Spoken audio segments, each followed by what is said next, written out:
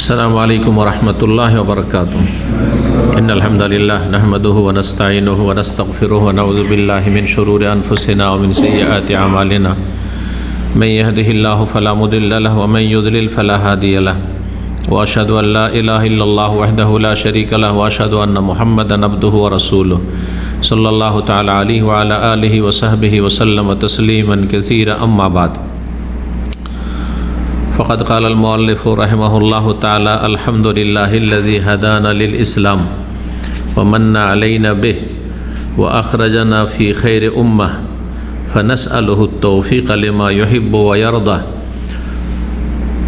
वल हिफ़्ज़ मिम्मा यकरहु व यसख़त।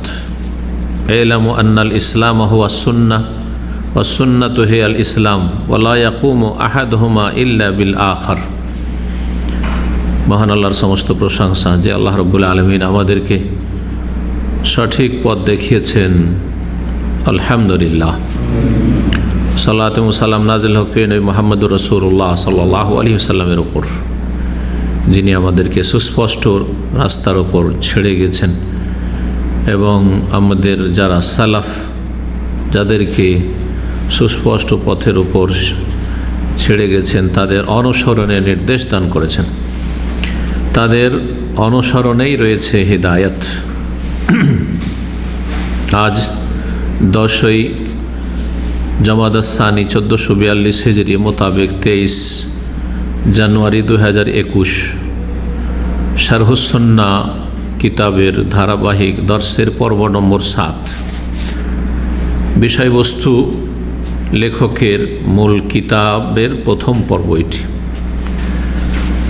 আজকে থেকে মূল কিতাব শুরু করছি। এতদিন পর্যন্ত 6টি পর্বে বিভিন্ন বিষয় ছিল ভূমিকামূলক। আজকে থেকে আসল কিতাব, যেখানে আল্লাহ রাব্বুল আলামিনের প্রশংসার সাথে এবং তার কাছে দোয়া কামনা করে মূল কিতাব শুরু করেছেন লেখক। বলছেন শেখ ইমাম আল হাসান আল বারবাহারি রহমতুল্লাহি আলাইহি, আলহামদুলিল্লাহিল্লাযী হাদানা লিল ইসলাম। সে আল্লাহর যাবতীয় প্রশংসা, শুকরিয়া, আল্লাযী হাদানা লিল ইসলাম, যিনি আমাদেরকে ইসলামের দিকে হিদায়াত দান করেছেন, ইসলামের দিক নির্দেশনা দিয়েছেন। আল্লাহ রাব্বুল আলামিন যদি হিদায়াত না দিতেন, আর আল্লাহর হিদায়াত দেওয়া মানে তৌফিক দেওয়া। হিদায়াত শব্দটি আরবিতে দুই অর্থে ব্যবহৃত হয়েছে, কোরআন এবং সুন্নাহর ভাষায়। কিছু আয়াতে হিদায়াতের অর্থ হচ্ছে আদ-দালালাতু ওয়াল ইরশাদ, মানে রাস্তা দেখানো। কিছু আয়াতে ব্যবহার হয়েছে তৌফিক, তৌফিকের অর্থ শক্তি, সামর্থ্য দান করা। যখন আল্লাহ রাব্বুল আলামিনের সাথে হেদায়েত সম্পৃক্ত হয়েছে, তখন তৌফিকের অর্থ, তৌফিক দেওয়া মানে হচ্ছে শক্তি, সামর্থ্য দান করা, আরও সহজ ভাষায় গন্তব্যস্থানে পৌঁছে দেওয়া। হেদায়েত মানে হচ্ছে গন্তব্যস্থানে পৌঁছিয়ে দেওয়া। এটা হচ্ছে আল্লাহর পক্ষ থেকে হেদায়েতের অর্থ। যখন আল্লাহর সাথে নিসবত করে বা সম্পৃক্ত করে হেদায়েত শব্দটির প্রয়োগ হবে, আল্লাহ হেদায়াত দান করেন, তার মানে আল্লাহ হেদায়েতের তৌফিক দিয়ে থাকেন, আল্লাহ হেদায়েতের পথে গন্তব্যস্থানে পৌঁছিয়ে দিয়ে থাকেন এটা। আর মানুষের সাথে যখন সম্পৃক্ত হয়েছে, সে রাসূলুল্লাহ সাল্লাল্লাহু আলাইহি ওয়াসাল্লামের সাথে হোক অথবা এই উম্মতের যারা দিনের দায়ী, দিনের আইম্মা, ওলামা, তারা যে হেদায়েতের পথ দেখিয়েছেন মানুষকে, যুগে যুগে দিক নির্দেশনা দিয়েছেন, এর মানে হচ্ছে আদ-দালালাহ, রাস্তা বাতলিয়ে দেওয়া, বলে ইরশাদ মানে দিক নির্দেশনা দেওয়া, দিক নির্দেশনা দেওয়া। এইরকমই কোরআনে কারীমের ক্ষেত্রেও কোরআনে কারীমের সাথে সম্পৃক্ত করে হেদায়েত শব্দটি কোরআনে কারীমে প্রয়োগ হয়েছে। ইন্না হাযাল কোরআন ইয়াহদি লিল্লাতি হি আকওয়াম, সূরা ইসরা, সূরা বনী ইসরা আল্লাহ বলছেন, নিশ্চয় এই কোরআন ইয়াহদি রাস্তা দেখায়, লিল্লাতি হে আকওয়াম সেই রাস্তা যেটি সবচাইতে সুপ্রতিষ্ঠিত, লিত্তারিকাতিল্লাতি হে আকওয়াম। এ হচ্ছে তাফসীর। কোরআন রাস্তা দেখায়, কোরআন রাস্তা দেখিয়ে গন্তব্যস্থানে পৌঁছে দেয় না, শুধু রাস্তা দেখায়। কোনটা অর্থ নিতে হবে কোরআনের ক্ষেত্রে? রাস্তা দেখানো, দিক নির্দেশনা দেওয়া। ব্যাখ্যা করে বুঝাই, না হলে অনেকে বুঝবেন না। কোরআনে কারীম কেউ যদি অর্থ তরজমা তফসির সহ পড়ে, বুঝে বা পুরা বোঝানো হয়, আমার 30 পারা কোরআনে তফসির আছে, ধরেন শুরু থেকে শেষ পর্যন্ত কোরআনে কারীম তফসির শুনলে কি একবারে সেই ব্যক্তি নিশ্চিত সে জান্নাতের রাস্তায় লেগে যাবে, হ্যাঁ, আর জান্নাতি হয়ে যাবে, নেক হয়ে যাবে? না শোনার পরেও খারাপ থেকে যেতে পারে, খারাপ থেকে যেতে পারে। তাহলে গোটা কোরআনে কারীমের তাফসীর শুনলো, পড়লো, জানলো, বুঝলো, তারপরেও সে জান্নাতে যেতে পারলো, গন্তব্যস্থানে যেতে পারলো না। জান্নাত গন্তব্যস্থান হচ্ছে জান্নাত, জান্নাতে যেতে পারলো না, জান্নাতের রাস্তায় লাগতে পারলো না। কিন্তু কোরআন রাস্তা দেখিয়েছে, এই রাস্তা ধরো, এদিক ধরিও না, ওই দিক ধরিও না। ইয়াহদি লিল্লাতি হে আকওয়াম, যেটা সবচাইতে সোজা রাস্তা, সবচাইতে সুপ্রতিষ্ঠিত রাস্তা, সেই রাস্তা দেখিয়েছে। কোরআন রাস্তা দেখায়, কিন্তু কোরআন কাউকে বাধ্য করবে যে তোকে হেদায়েত করব তো ছাড়বো, এই ক্ষমতা কি কোরআনে কারীমের মধ্যে রয়েছে? না। কোরআন আল্লাহর কালাম, মানুষের সামনে রাখা আছে, গাইড বুক, দিক নির্দেশনা দেওয়া আছে, যে নেবে সাদরে গ্রহণ করবে আর পদে পদে মেনে চলবে, প্রতিটি ক্ষেত্রে দিক নির্দেশনা নেবে যে কোরআনে কি আছে, যেটা আছে ওইটা করব, যেটা আছে ওইটা করব, হ্যাঁ তো হ্যাঁ, না তো না, তাকে গন্তব্যস্থান দেখাবে। কিন্তু যে নেবে না, খেয়াল খুশি চলবে, তাকে জবরদস্তি কোরআনে কারীম হেদায়াত করতে পারবে না। ঠিক তেমনি রাসূলুল্লাহ সাল্লাল্লাহু আলাইহি ওয়াসাল্লাম, সেখান থেকে শুরু করি। সবচেয়ে বড় হাদি, হেদায়াত করেনেওয়ালা আল্লাহ রাব্বুল আলামিনের পরে হচ্ছেন রাসূলুল্লাহ সাল্লাল্লাহু আলাইহি ওয়াসাল্লাম, এবং তারপরে আম্বিয়া রসুলগণ। রাসূলুল্লাহ সাল্লাল্লাহু আলাইহি ওয়াসাল্লাম সবার হেদায়াত চেয়েছেন না চাননি? ওই যুগের যত লোকের কাছে রাসূলুল্লাহ সাল্লাল্লাহু আলাইহি ওয়াসাল্লামের দাওয়াত পৌঁছে, সবার কিন্তু বড়ই আন্তরিকতার সাথে, ইখলাসের সাথে হেদায়াত চেয়েছেন। না চেয়েছেন যে যার ইচ্ছা হোক, যার ইচ্ছা না হোক, এটা চেয়েছেন?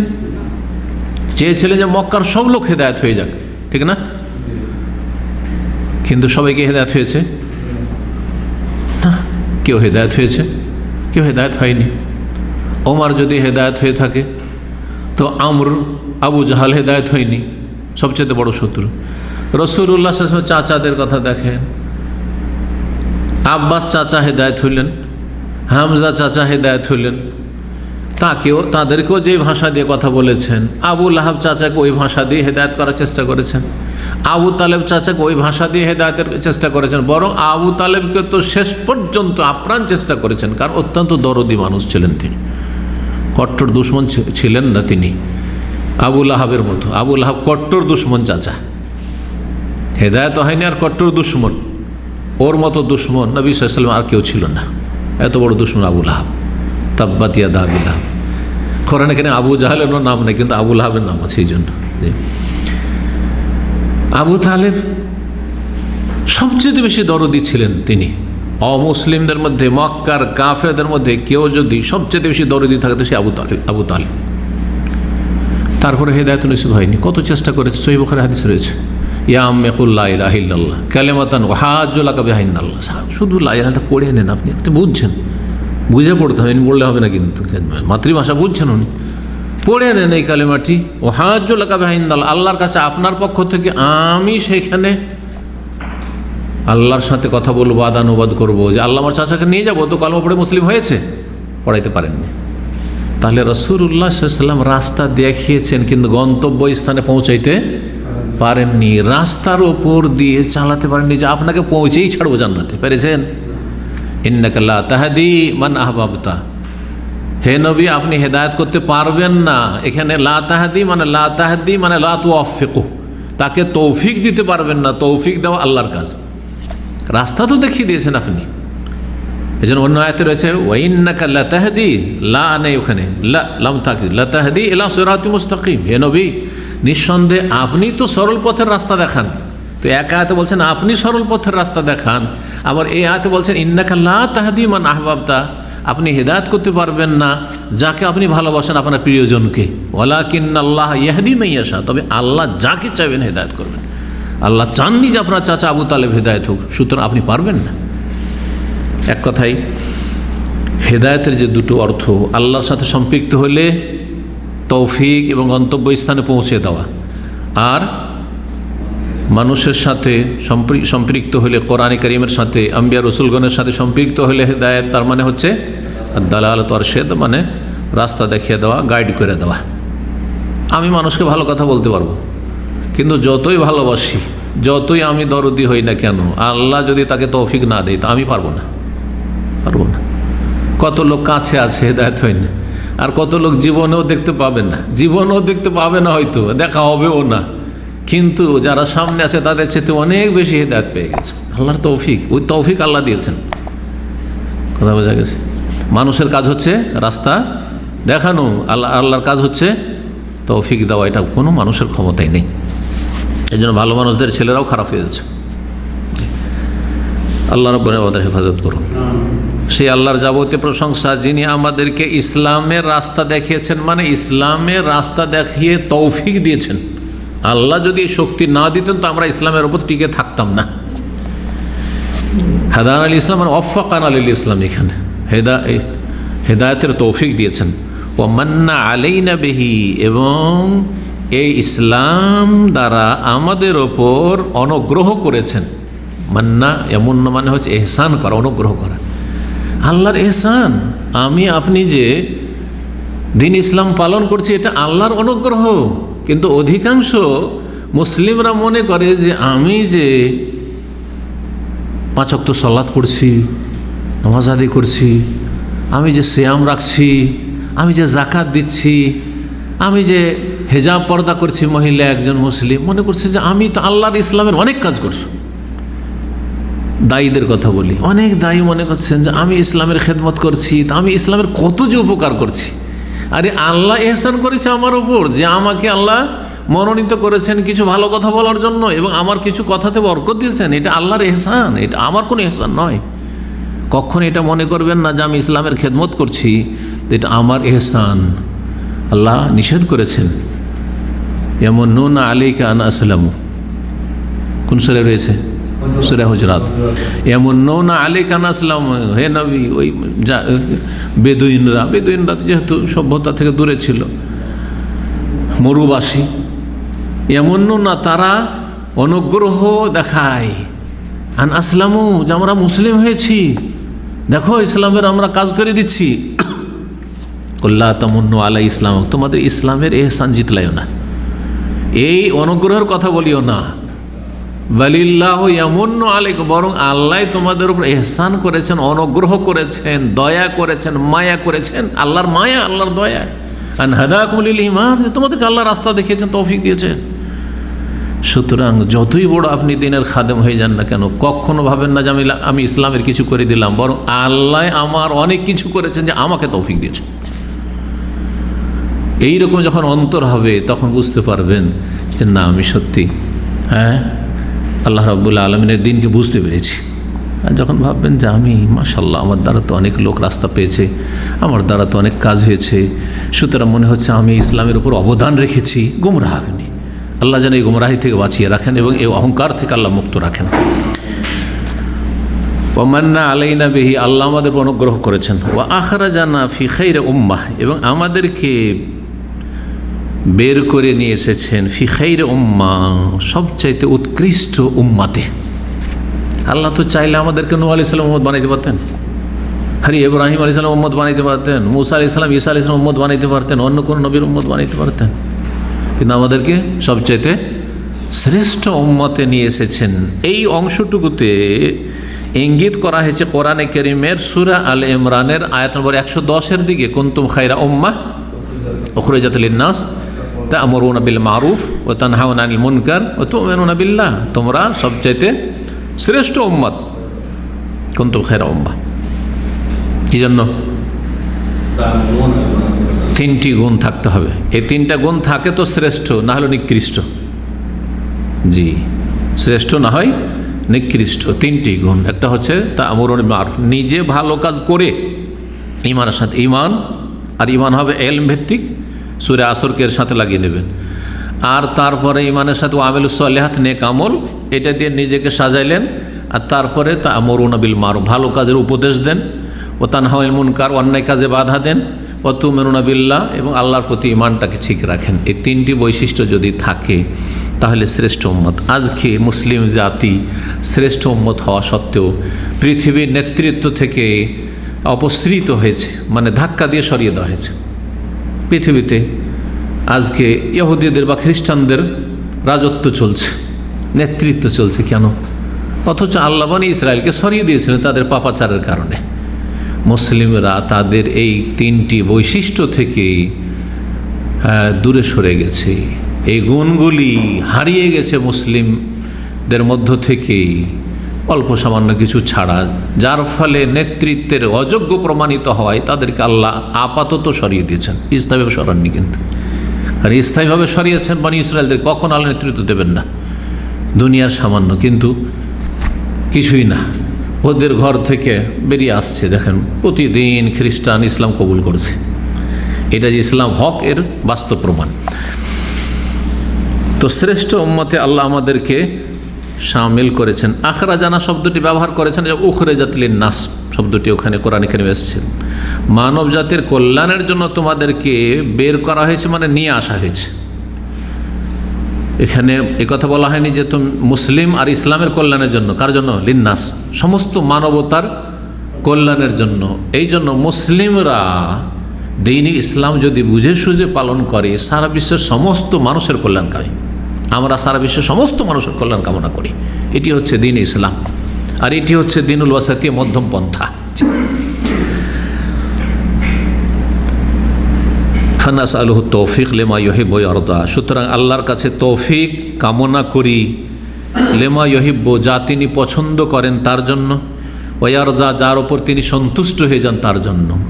আল্লাহ এমন কথা কাজের তৌফিক দান করো যা তুমি পছন্দ করো এবং যার উপর তুমি সন্তুষ্ট হয়ে যাও। ওয়াল হিফযা মিম্মা ইয়াকরাহু ওয়া ইয়াসখাত, এবং আল্লাহর কাছে কামনা করি, এখানে আসলে ছিল ওয়ানাসআলুহুল হিফযা, আতফ। আল্লাহর কাছে কামনা করি যে আল্লাহ যেন হেফাজতে রাখেন মিম্মা ইয়াকরাহ, ওই সমস্ত খারাপ কথা কাজ থেকে যেগুলি আল্লাহ অপছন্দ করেন, ঘৃণা করেন, ওয়া ইয়াসখাত, আর যেগুলির ওপর অসন্তুষ্ট হয়ে যান। এমন কথা কাজ যেন আমাদের দ্বারা না হয় যাতে আল্লাহ কি হয়ে যান? অসন্তুষ্ট হয়ে যান, অথবা আল্লাহ রাব্বুল আলামিন সেসব কথা কাজকে ঘৃণা করেন, পছন্দ করেন না, সেগুলিতে আমরা যেন লিপ্ত না হই। তারপরে বলছেন এলামু, জেনে রাখো হে মুসলিমগণ, আন্নাল ইসলামা হুয়া সুন্নাহ, ইসলামই হচ্ছে সুন্নাত। কিতাবের নাম যেহেতু শারহুস সুন্নাহ, আকীদার কিতাব, বলছেন যে যেটা ইসলাম সেটাই হচ্ছে সুন্নাত, যেটা ইসলাম সেটা হচ্ছে সুন্নাত। ইসলাম আর সুন্নাতে কোনো পার্থক্য নেই, ভালো করে শুনে রাখেন, সঠিক ইসলামটা বুঝেন। ও সুন্নাত হিয়াল ইসলাম, আর সুন্নাতটাই হচ্ছে ইসলাম। ইসলামটাই সুন্নাত আর সুন্নাতটাই ইসলাম। সুন্নাত মানে কি? আদর্শ, তরিকা। কার আদর্শ? রাসূল সাল্লাল্লাহু আলাইহি ওয়াসাল্লামের আদর্শ। যে আদর্শ আমাদের কাছে ছেড়ে গেছেন ওইটার নামই না ইসলাম। ওয়া আকমালতু লাকুম দীনাকুম আল-ইয়াওমা আকমালতু লাকুম দীনাকুম ওয়া আতমামতু আলাইকুম নি'মাতি। দ্বীনকে পূর্ণ করেছেন আল্লাহ রাব্বুল আলামিন রাসূলুল্লাহ সাল্লাল্লাহু আলাইহি ওয়াসাল্লামের মাধ্যমে। আর রাসূলুল্লাহ সাল্লাল্লাহু আলাইহি ওয়াসাল্লাম ওই দিনের পর সাহাবায়ে কেরামদেরকে ছেড়ে গেছেন, যেটা ছেড়ে গেছেন নবী সাল্লাল্লাহু আলাইহি ওয়াসাল্লাম আদর্শ, সেটা নাম হচ্ছে সুন্নাহ।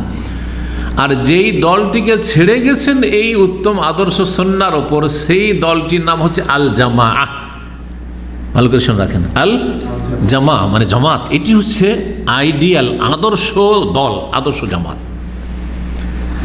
এই জন্য যারা খাঁটি ইসলামের ওপর আছে আর থাকবে কিয়ামত পর্যন্ত, যুগে যুগে, তাদের নাম হচ্ছে আহলুস সুন্নাতে ওয়াল জামাআহ। যারা নবী সাল্লাল্লাহু আলাইহি ওয়াসাল্লাম যে আদর্শ ছেড়ে গেছেন ওই আদর্শওয়ালা, এবং রাসূলুল্লাহ যেই জামাতটিকে ছেড়ে গেছেন সেই জামাতের অনুসারী, ওরাই হচ্ছে আহলুস সুন্নাত ওয়াল জামাত। আপনি যুগে যুগে আপনার কাছে থার্মোমিটার মজুদ রয়েছে, জ্বর মাপার জন্য থার্মোমিটার, ঠিক ওই রকমই। হ্যাঁ, আজকাল অনেক কিছু মাপা যাচ্ছে, প্রেশার মাপা যাচ্ছে, মেশিন আছে, তাই না?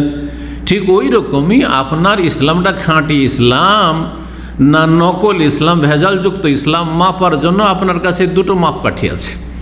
একটা হচ্ছে আপনি সুন্নাতের ওপর আছেন কিনা, মানে ওই তরিকার ওপর আছেন কিনা যেই তরিকাটা রসুল ছেড়ে গেছেন।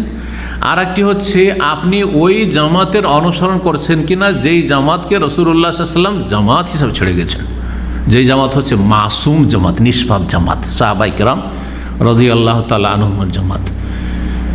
যদি আপনি ওই আদর্শের উপর থাকেন তাহলে আহলুস সুন্নাহ, আর ওই জামাতের যদি অনুসারী হন তাহলে ওয়াল জামাহ, আহলুস সুন্নাতে ওয়াল জামাহ। এটা হচ্ছে খাঁটি আহলুস সুন্নাত ওয়াল জামাত। আর ভারত, বাংলাদেশ, পাকিস্তানে যে যত বেশি শিরিক বেদাত করতে পারবে, যে যত বেশি মাজার পূজা করতে পারবে, যে যত বেশি মানবরচিত তরিকতে 124 তরিকার কোনো এক তরিকা নিয়ে পড়ে আছে বা একাধিক তরিকা নিয়ে পড়ে আছে, পীর মুরিদের ব্যবসা নিয়ে পড়ে আছে, ওরা নিজের নামকরণ করেছে আহলে সুন্নাত ওয়াল জামাত বা সুন্নি। আর ওদের যদি যে ধর্মটি হচ্ছে ভেজাল ধর্ম, তাদের যে মন গড়া বাপদাদার ধর্ম, এই ধর্মের কেউ যদি অসারতা প্রমাণ করে তো তাদেরকে তারা ওয়াহাবি বলে থাকে, তাদেরকে তারা ওয়াহাবি বলে গাল দিয়ে থাকে। সতর্ক, সাবধান। এই নকল সুন্নি থেকে সাবধান। আর খাঁটি সুন্নি হইতে হলে আপনাকে ফিরে যেতে হবে 1400 বছর আগে রসুল যে সুন্নাতের উপর ছেড়ে গেছেন। ইসলামই হচ্ছে সুন্নাত আর সুন্নাত হচ্ছে ইসলাম। ঠিক ওই রকম যখন এই কথাটি আসলো তখন আরেকটি কথা মনে রাখেন, মুসলিম আর আহলুল হাদিসে কোনো পার্থক্য নেই। এখানে বলতে পারেন ইসলাম হচ্ছে আহলে হাদিস হওয়া আর আহলে হাদিস হওয়া হচ্ছে ইসলাম। সুতরাং যেই ব্যক্তি মুসলিম সে যদি খাঁটি মুসলিম হয় অবশ্য আহলুল হাদিস, আর খাঁটি আহলে হাদিস হয়তো অবশ্যই সে খাঁটি মুসলিম। তাহলে এক্ষেত্রে কি বলবো, যেমন এখানে বলো ইসলামই হচ্ছে সুন্নাত আর সুন্নতি হচ্ছে ইসলাম, ঠিক তেমনই বলবো যে মুসলিমই হচ্ছে আহলুল হাদিস আর আহলুল হাদিসই হচ্ছে মুসলিম। ভালো করে শুনে রাখেন, আহলে হাদিস ভিন্ন কিছু নয়। আহলে হাদিস কোন ফিরকার নাম নয়, বরং যেই ইসলাম রাসূলুল্লাহ ছেড়ে গেছেন, হ্যাঁ, সেই ইসলাম হচ্ছে কোরআন সুন্নাহ ভিত্তিক, ওহী ভিত্তিক, দলিল ভিত্তিক। কোনো ব্যক্তির অন্ধ অনুসরণের ভিত্তিতে নয়। কোনো ব্যক্তিকে কেন্দ্র করে আবু হানিফাকে কেন্দ্র করে হানাফি, শাফিকে কেন্দ্র করে শাফি, ইমাম মালিককে কেন্দ্র করে মালিকি, আর আহমদ বিন হাম্বলকে কেন্দ্র করে হাম্বলি, আর কেউ নকশবন্দিকে কেন্দ্র করে নকশবন্দি, কেউ চিস্তি, কেউ কাদেরি, না না ওইসব না। ওহীকে কেন্দ্র করে, আর ওহী হচ্ছে কোরআন এবং হাদিস। কোরআন এবং হাদিস দুটোকেই কোরআনের ভাষায় একাধিক আয়াতে কি বলা হয়েছে, হাদিস। আফা বিহাযাল হাদিসে তাজাবুন, জি, আল্লাহু নাজ্জাল আহসানুল হাদিস। তো আহলুল হাদিস মানে হচ্ছে ওহীওয়ালা, আহলুল হাদিস মানে কোরআন হাদিসওয়ালা। আর কোরআন এবং হাদিসওয়ালারাই হচ্ছে মুসলিম, কোরআন এবং হাদিসওয়ালারাই হচ্ছে সত্যিকার মুসলিম। সত্যিকার কথা এই জন্য লাগাইতে হবে যে ভেজালযুক্ত মুসলিম আছে।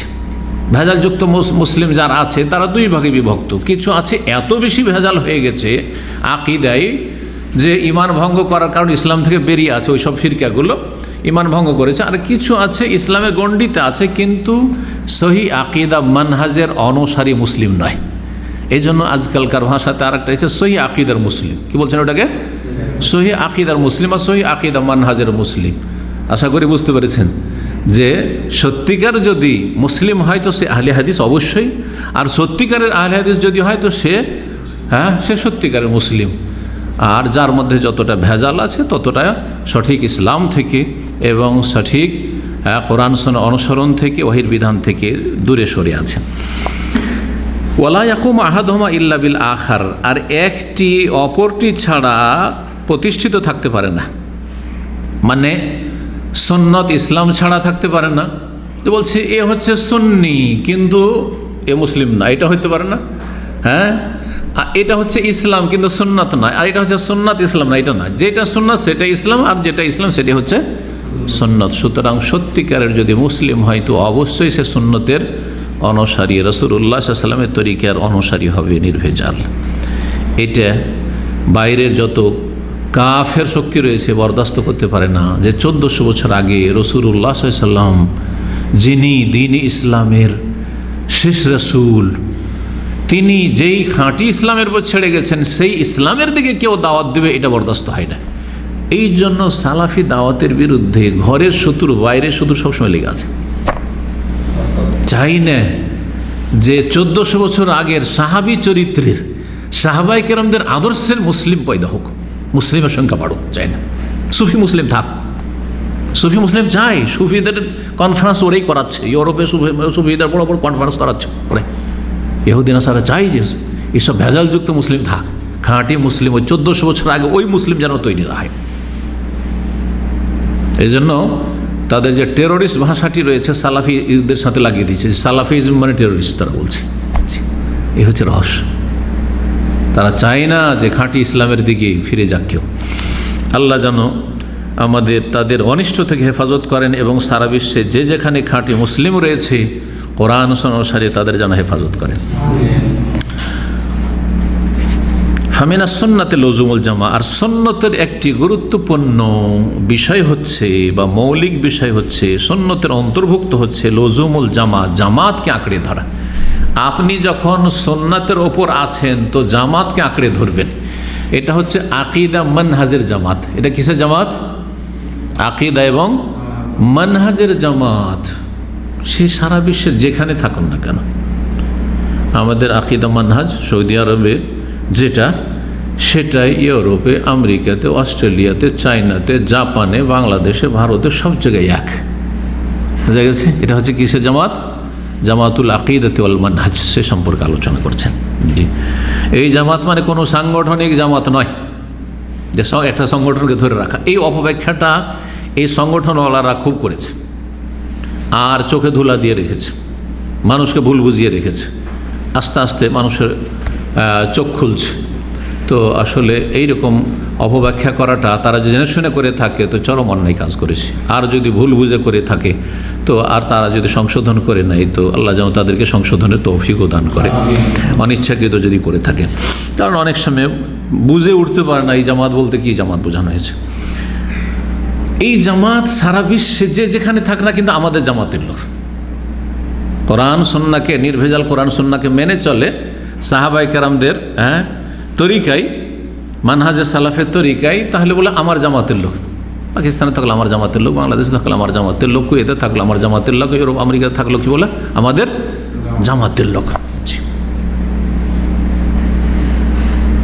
এই জামাতের নাম কি বললাম? আকিদা এবং মানহাজের জামাত। জি। আর আরেকটি জামাত হচ্ছে রাষ্ট্রীয় জামাত। আরেকটি জামাত হচ্ছে রাষ্ট্রীয় জামাত। প্রত্যেক দেশ, যেহেতু একটা খেলাফত, সারা বিশ্বে একটি মুসলিম দেশ নেই, একসময় ছিল উমাইয়াদের খেলাফত, তার আগে খেলাফতের রাশেদা, একটাই দেশ, আর তো ছিল না, তাই না? খেলাফতের রাশেদা সারা বিশ্বে যতদূর মুসলিমরা যেখানে আছে একটাই দেশ। আব্বাসীদের যুগে, তার আগে উমাইয়াদের যুগে একটি ছিল, তারপরে একাধিক হয়েছে, মোগলদের হয়েছে, ওইদিকে উসমানীদের হয়েছে, এরকম হয়েছে। বাড়তে বাড়তে আর তারপরে তখন ব্রিটিশরা যখন সারা বিশ্ব দখল করলো, আর তারপরে ভাগ করে করে ছোট ছোট দেশ দিয়ে চলে গেল, হ্যাঁ, কমজোর করার জন্য, মুসলিমদেরকে কমজোর করে ফেললো। তো প্রত্যেকটা দেশ আছে, এটাকে মানতে হবে আপনাকে। আর প্রত্যেক দেশের শাসক আছে, যেভাবে শাসন ক্ষমতায় আসুক না কেন তারা মুসলিম, আমাদের শাসক। সেই দেশে আপনি বাস করেন, সুতরাং আপনি সেই দেশের জামাতের লোক। অর্থাৎ আপনি সেই দেশে বিদ্রোহ ঘোষণা করবেন না, সেই দেশে আপনি দেশদ্রোহিতা করবেন না, সেই দেশে আপনি অরাজকতার সৃষ্টি করবেন না, সেই দেশে আপনি সেখানে অস্ত্র ধারণ করে বেরোবেন না, জঙ্গি তৎপরতা চালাবেন না, এসব কাজ করবেন না। বরং মুসলিম শাসকের সাথে আপনি আনুগত্যের সাথে ভালো কাজে সহযোগিতা করবেন। ভালো কাজে কি করবেন? সহযোগিতা করবেন। আর যদি মন্দ কাজ কোথায় করতে বলে তখন আপনি সরে যাবেন, সেখান থেকে কী করবেন? সরে যাবেন। কিন্তু মারামারি, কাটাকাটি এসব শুরু করবেন না। বলছেন সুন্নতের অন্তর্ভুক্ত হচ্ছে লজুমুল জামাত, জামাতকে আঁকড়ে ধরা। ফামান রাগেব আনিল জামা, সুতরাং কেউ যদি জামাত থেকে মুখ ফিরিয়ে নেয়, রাগেবা ইয়ার গাবো, আর আন যদি ওর সেলা আসে হারফেজার, তো ওর মানে হচ্ছে বিমুখ হয়ে যাওয়া, জামাতকে এড়িয়ে চলা, এই জামাতে সামিল হলো না, না না না আমি এই জামাতের না, আমি হচ্ছে নকশবন্দি, আমি চিস্তি, আমি কাদেরি, আমি মুজাদ্দিদি, বেরিয়ে গেল, মানহাজি আকিদা মানহাজের জামাতে না, আমি অমুক তরিকতের লোক। ঠিক ওই রকমই রাষ্ট্রীয় জামাতের ক্ষেত্রেও এটা বলা যেতে পারে। এই কথাটি রাষ্ট্রীয় জামাতের ক্ষেত্রে যদি বলে যে আমি এই দেশের সরকারের সাথে নেই, হ্যাঁ, আমি এই দেশের আইন মানি না, দেশদ্রোহী, দেশের কোনো আইন যদি দেখা যায় যে ইসলাম বিরোধী, সেই পয়েন্টটা মানি না, কিন্তু বাকিগুলো মানি, বাকি যেগুলো বৈধ আইন আছে সেগুলো মানি। তো বলছেন কেউ যদি জামাত থেকে মুখ ফিরিয়ে নেয়, ফারাকাহার, তা থেকে পৃথক হয়ে যায়, জুদা হয়ে যায়, ফাকাদ খালা রিবকাতাল ইসলামে মিন অনুকিহি, তাহলে সেই ব্যক্তি ইসলামের যে মালা রয়েছে, গলার মালা, রিবকাতুন মালার মতো। রিবকাতুনের আসল আরবিতে অর্থ হয় আল অরুয়া, হাতল। এটাকে ব্যবহার করে আর ওরা পায়ে অথবা হাতে একটা বালা, কড়া বালা লাগিয়ে দেওয়া হয়েছে, আর বালাতে রশি বেঁধে দেওয়া হয়েছে, রশি বেঁধে কেউ টানছে, ধরেন।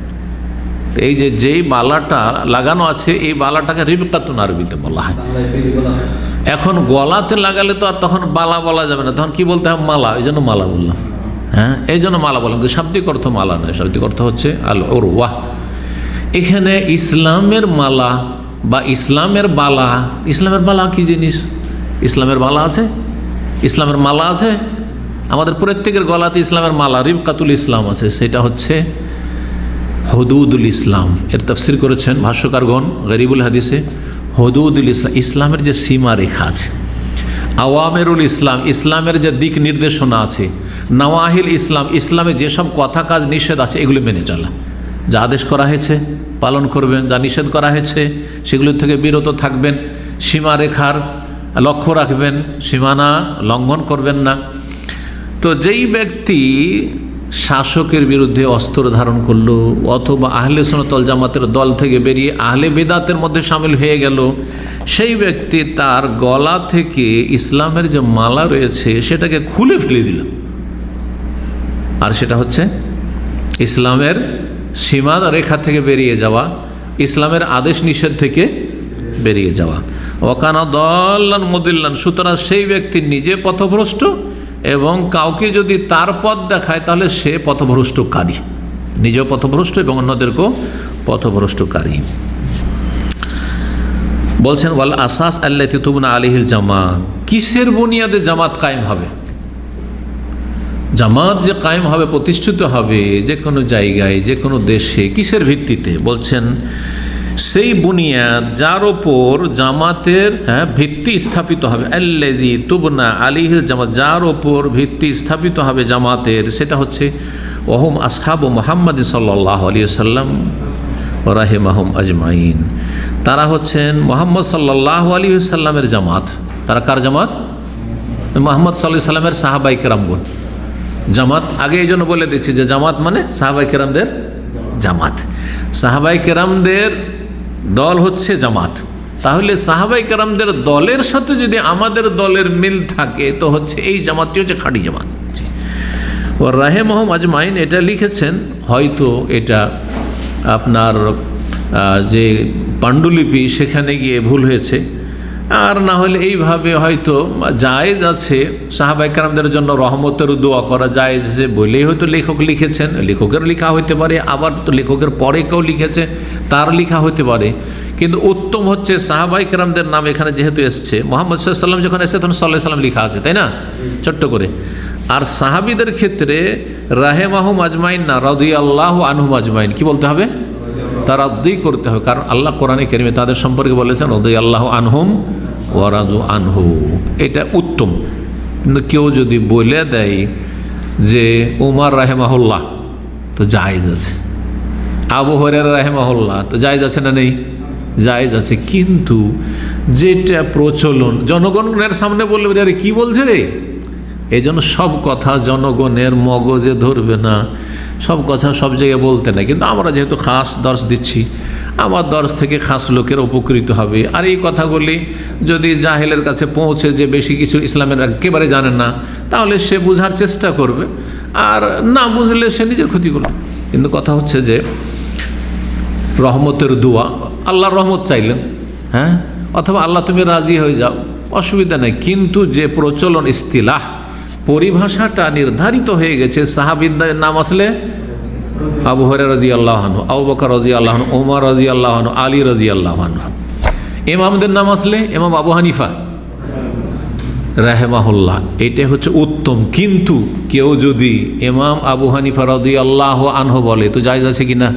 বলবো জায়েজ আছে। শাফি রাদিয়াল্লাহু আনহু, মালিক রাদিয়াল্লাহু আনহু, আহমদ রাদিয়াল্লাহু আনহু জায়েজ আছে। ইবনে তাইমিয়া রাদিয়াল্লাহু আনহু জায়েজ আছে। আমার আব্বা রাহিমাহুল্লাহ মারা গেছেন রাহিমাহুল্লাহ রাদিয়াল্লাহু আনহু জায়েজ আছে কিনা? জায়েজ আছে। যে কোনো মুমিন যেন আল্লাহ যেন তার উপর রাজি হয়ে যাক, দোয়া জায়েজ আছে। কিন্তু সাধারণ জনগণ শুনলে আরে রাদিয়াল্লাহু আনহু তো ইবনে তাইমিয়া কি সাহাবী নাকি? আবু হানিফা কি সাহাবী নাকি? তাই না? এই যে ভুল বুঝে, এই জন্য উত্তম হচ্ছে কি করা, এই ইস্তিলাহগুলি পরিভাষাগুলিকে যেইভাবে ব্যবহার হয়েছে, প্রচলন ঘটে গেছে, ওইভাবে ঠিক রাখা। একটি জিনিস জায়েজ না, এটাও শুনে রাখেন মাসলা, সেটা হচ্ছে একজন ইমামকে যদি আপনি শুধু রাদিয়াল্লাহু বলেন, বাকি অন্যের নাম আছে তখন রাহিমাহুল্লাহ বলে তো জায়েজ নাই। এটা কারা করে? মুকাল্লিদরা করে, আমরা করি না। কারণ আমার কাছে, আমাদের মতো যারা সালাফি মানহাজের লোক, তাদের কাছে আবু হানিফা, শাফি, মালিক, আমার চারজন সমান। চারজন কি? একই নজরে মহব্বত করি সবকে। সুতরাং আবু হানিফা রাদিয়াল্লাহু আনহু, মালিক রাদিয়াল্লাহু আনহু, ইমাম শাফি রাদিয়াল্লাহু আনহু, ইমাম আহমদ রাদিয়াল্লাহু আনহু। কিন্তু একজন মুকাল্লিদ যেই মজহাবের, হানফি হইলে বলে কালা আবু হানিফা রাদিয়াল্লাহু আনহু, কিন্তু শাফির নাম আসলে রাহিমাহুল্লাহ বের করতে কষ্ট লাগছে, রাদিয়াল্লাহ তো বলবে না, তখন জায়েজ নয়। এই অবিচার কেন? হ্যাঁ, এই স্বজন প্রীতি কেন? এই স্বজন প্রীতি জায়েজ না, এই সংকীর্ণতা হারাম, তখন জায়েজ না বলবো। কারণ আপনার মধ্যে এখন না কারো সম্পর্কে অতিরঞ্জন রয়েছে, ভালোবাসা, আর কারো ক্ষেত্রে বিদ্বেষের আশঙ্কা আছে, অন্তরে কিছু আছে। কেন? কাউকে ছোট করছেন, কাউকে বড় করছেন, আশা করি বুঝতে পেরেছেন। জি, তো এই জন্য যদি কেউ যদি বলে ব্যতিক্রম করে, তো সবার ক্ষেত্রে বলবে, কোনো অসুবিধা নেই। হুসেন, হাসান, আলী, তাদের নাম আসলে কি বলবেন?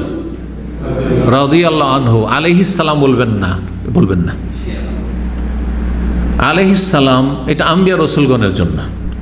অবশ্য অর্থের দিক থেকে সালাম বর্ষিত হোক, বললে দোষ নাই, কিন্তু জায়েজ নয়। কেন বলবো? কারণ এটা শিয়াদের লক্ষণ। শিয়াদের পরিভাষা হচ্ছে নবীর বংশ আলে বাইত যদি হয় তাহলে আলাইহিস সালাম বলতে হবে। আরে আলী, হাসান, হোসেনের চাইতে শ্রেষ্ঠ আবু বকর, উমর, উসমান, তাদের নাম আসলে রাদিয়াল্লাহু বলতে চাও না, গালমন্দ করছো, গুমরাহ পথভ্রষ্ট। আর আলীর বেলা, হাসানের বেলা, হোসেন আলাইহিস সালাম জায়েজ নয়। সুতরাং এই গুমরাহ পথভ্রষ্ট শিয়াদের অনুকরণ জায়েজ নয় বলে জায়েজ নয়।